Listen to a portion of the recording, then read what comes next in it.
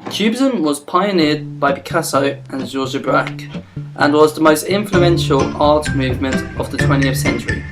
Traditional ideas of proportions and perspectives were abandoned, and we saw fractured objects being realigned into geometric shapes, with simultaneous viewprints being put together.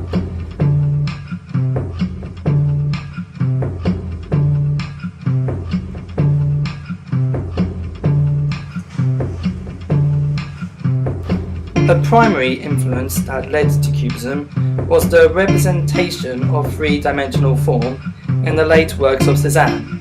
In Cubist artwork, objects are analysed, broken up and reassembled in an abstractive form instead of depicting objects.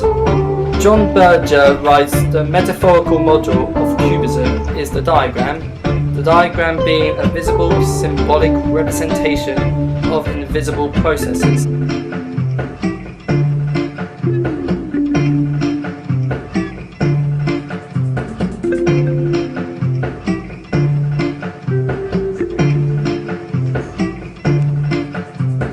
Through Picasso's life, he went through many styles of painting. Some of these periods included his blue period, where he used shades of blue and blue-green with his work. The rose period was a bit more cheery, using orange and pink colours.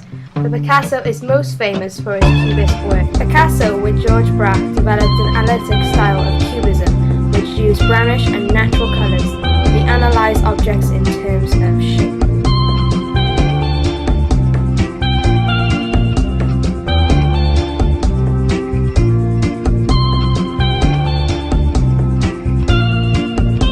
Braque was one of the main innovators of Cubism alongside Picasso, who he worked with closely for many years, creating many magnificent pieces of analytic Cubism until World War I. However, they had their differences, since Braque celebrated contemplation in his art, whereas Picasso celebrated animation. Braque was inspired by Cézanne's ideas of multiple perspectives, which he has tried to develop in his work.